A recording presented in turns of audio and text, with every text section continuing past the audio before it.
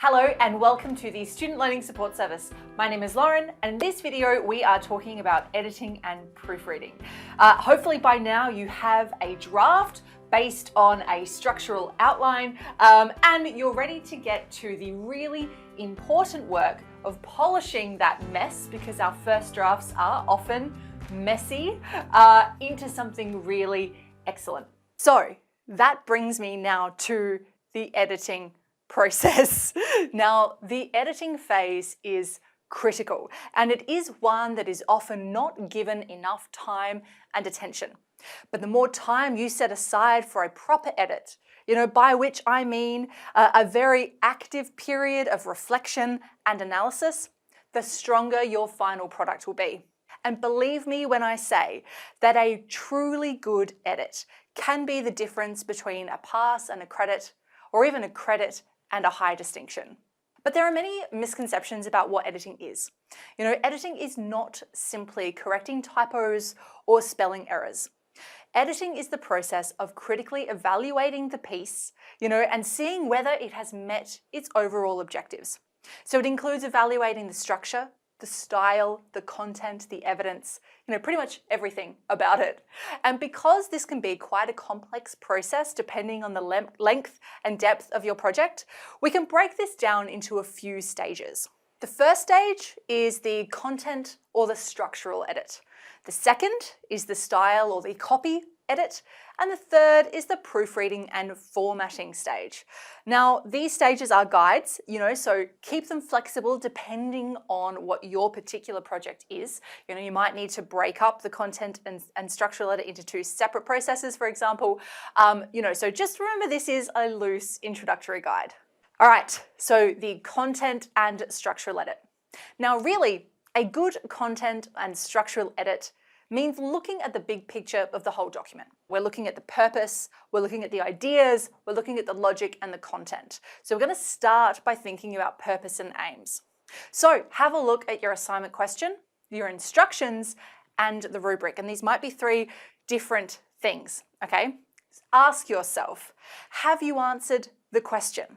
Can you summarize what you've written into a sentence that answers that question? Have you addressed each task if you're looking at the assessment criteria in a rubric, for example? Next, if you've got one, have a look at your thesis statement. Is it clearly stated? And is it reflected in your conclusion? Can you trace the thread of that thesis or that argument or that main focus of your paper all the way through to the end? Then maybe more broadly, have a look at your introduction. So does it map the structure of your paper really clearly for your reader? Can you find that structure reflected in the order of the paragraphs? Does your introduction outline the purpose or the background or the context of your paper? Remember, the reader doesn't live in your head. Sometimes what might seem obvious to us isn't obvious to our reader. And then have a look at each paragraph. Do they contain a single unified idea? Is that idea introduced with a topic sentence? Do your paragraphs link back to that overall thesis or paragraph? Do they link to each other? Then inside each paragraph, is every point relevant? If not, cut it out. Just because you've written it once doesn't mean it needs to stay. And I think a lot of students often feel like they've wasted their efforts if they have to cut things. But sometimes you had to write the thing in order to know that it doesn't belong there. And that's okay. It's part of the process. Similarly, is anything repeated? Is it for a good reason? If it's not, again, cut it out. And next, is anything missing? Are there any examples that are missing? Have you not supported a particular point with enough or sufficient evidence? And finally, does every point really make sense? And does it make sense on its own? Does it make sense when it's linked with the other points that you've made? So that's our structural or content edit, right? Now we're going to get out the microscope, we're going to zoom in a little bit, and we're going to look at our language and expression. This is what we're doing in the style or the copy edit.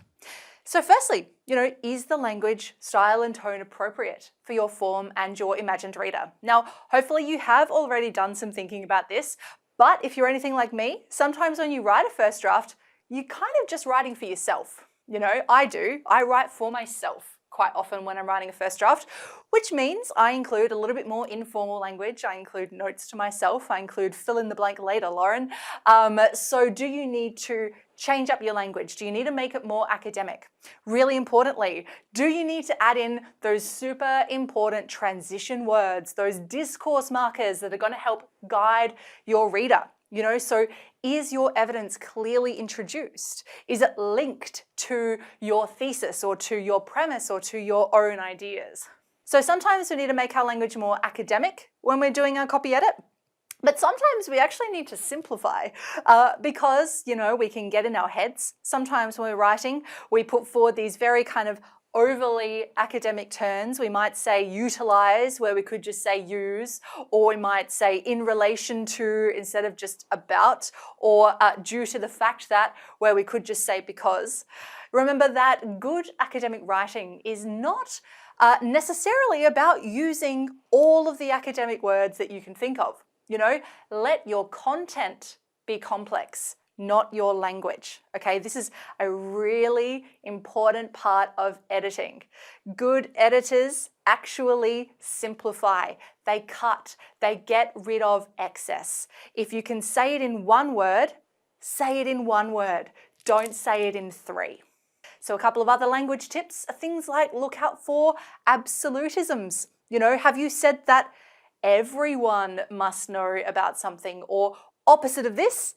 Are you being too vague? Do you need to be more specific? Again, good writing is detailed and specific. And be precise at a sentence level. So does each sentence contain a single and complete thought? Is it trying to do too many things at once? So finally, we're going to get to our proofreading stage. And this is where we can also do a little bit of formatting. This is not editing. Okay, you've already done editing. Proofreading is really just looking out for those last remaining errors, things like typos, or hyperlinks that don't work, or, the incorrect use of a particular word, or punctuation errors. So this is also a really good chance to go deeply through your references and make sure that those are formatted correctly. I would also suggest having a look to see if your college or your topic has a preferred style guide. And now finally, you're pretty much done. You might want to, at this stage, run a draft through Turnitin, check your results to see if you've got any issues of poor paraphrasing or some misreferences that you need to go back and fix. But otherwise, hopefully now you're ready to submit. So as a final note, a few tips for editing and proofreading well. Firstly, leave as much time as you can before you start editing. If it's possible, try not to look at your paper for 2 to 3 days before you start editing. And this is important because really, in order to be able to edit well, you need to create some distance between yourself and the work. And the reason for this is because when we're very familiar with what we've written, we often don't see mistakes, but we also don't see those sort of logical gaps. We don't see if we haven't properly defined something. We don't see if we haven't made a clear link between one idea and the next. And this is because, again, we know what we intend to say, right? But we can't necessarily see the difference between what we intended to say and what we actually said. So this might mean editing literally in a different space, so here at the library, if you've written the draft at home, or on paper instead of at the computer, that's a really good one, print out your work. It also might mean reading your work out loud, because often, our ears will hear what our eyes don't see. And of course, when you're editing, have your resources handy. Check that you've got a dictionary, you've got a referencing guide, and really importantly, you've got your assignment guidelines and your rubric. Otherwise, that's pretty much it for our introduction, our kind of beginner level to drafting and editing. I mentioned quite a few resources through this video, so please do go and check those out. Otherwise, that's all from me. I will see you next time.